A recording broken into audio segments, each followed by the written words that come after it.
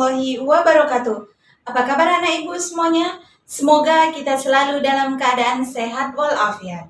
Masih dalam pembelajaran jarak jauh, tetap menjaga kesehatan dan mematuhi protokol kesehatan. Dengan cara melaksanakan 3M, memakai masker, mencuci tangan, dan menjaga jarak. Bertemu lagi dengan saya, Ibu Nur Sri Wulandari, Guru Pendidikan Agama Islam di SMA Negeri 5 Bagan, Sinembang. Materi video kesempatan kali ini, kita akan membahas mengenai nikmatnya mencari ilmu dan indahnya berbagi pengetahuan. Apa-apa saja mengenai penjelasan materi video kali ini? Yuk lihat video selengkapnya. Memahami makna menuntut ilmu dan keutamaannya. Menuntut ilmu atau belajar adalah kewajiban setiap orang Islam. Bahkan wahyu yang diterima Nabi Shallallahu Alaihi Wasallam adalah perintah untuk membaca atau belajar. Bacalah dengan menyebut nama Tuhanmu yang menciptakan. Dia telah menciptakan manusia dari segumpal darah. Bacalah, dan Tuhanmu yang maha mulia yang mengajar manusia dengan pena. Dia mengajarkan manusia apa yang tidak diketahuinya. Quran Surah Al-Alaq ayat 1 sampai dengan 5. Hukum menuntut ilmu. Istilah ilmu mencakup seluruh pengetahuan yang tidak diketahui manusia, baik yang bermanfaat maupun yang tidak bermanfaat. Ilmu yang bermanfaat maka wajib dituntut dan dipelajari, sedangkan hukum menuntut ilmu itu wajib terbagi menjadi 2 bagian, yaitu yang pertama fardu kifayah dan yang kedua adalah fardu ain. Pengertian fardu kifayah dan fardu ain tentu berbeda. Apa penjelasannya? Yuk simak.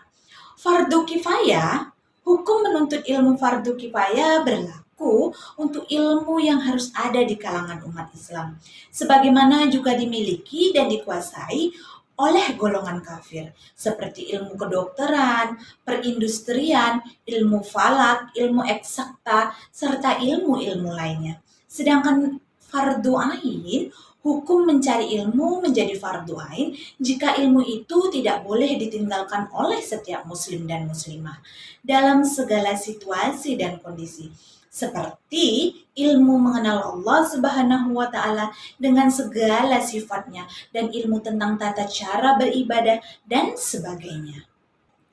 Rasulullah menyatakan bahwa orang yang menuntut ilmu sama besar pahalanya dengan orang yang berjihad di jalan Allah.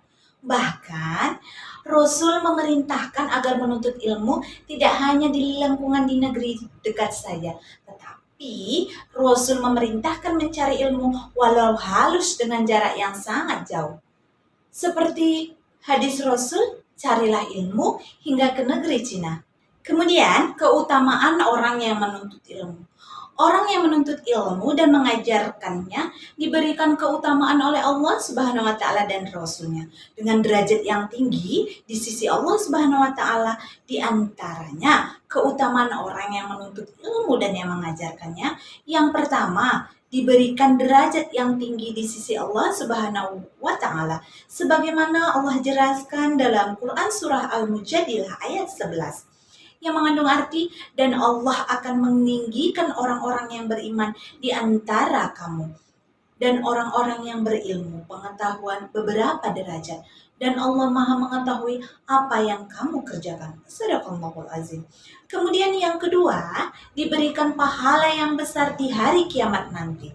Dari Anas bin Malik radhiyallahu anhu, Rasulullah Shallallahu alaihi wasallam bersabda, penuntut ilmu adalah penuntut rahmat, dan penuntut ilmu adalah pilar Islam dan akan diberikan pahalanya bersama para nabi. Hadis riwayat Ad-Dailami. Kemudian yang ketiga merupakan sedekah yang paling utama dari Abu Hurairah bahwa Rasulullah SAW bersabda, sedekah yang paling utama adalah jika seseorang muslim mempelajari ilmu dan mengajarkannya kepada saudaranya sesama muslim. Hadis riwayat Ibnu Majah. Kemudian keutamaan menuntut ilmu dan mengajarkan yang keempat, yaitu lebih utama daripada seorang ahli ibadah. Dari Ali bin Abi Thalib radhiyallahu anhu, Rasulullah sallallahu alaihi wasallam bersabda, seorang alim yang dapat mengambil manfaat dari ilmunya lebih baik dari seorang 1000 ahli ibadah. Hadis riwayat Ad-Dailami. Kemudian yang kelima, lebih utama daripada sholat 1000 rakaat. Rasulullah Shallallahu Alaihi Wasallam bersabda, wahai Abu Ar, kamu pergi mengajarkan ayat dari kitabullah telah baik bagimu daripada sholat sunnah 1000 rakaat, dan pergi mengajarkan satu bab ilmu pengetahuan baik dilaksanakan atau tidak itu lebih baik daripada sholat 1000 rakaat. Terima kasih untuk anak-anak ibu semuanya. Semoga bermanfaat. Ibu akhiri, wassalamualaikum warahmatullahi wabarakatuh.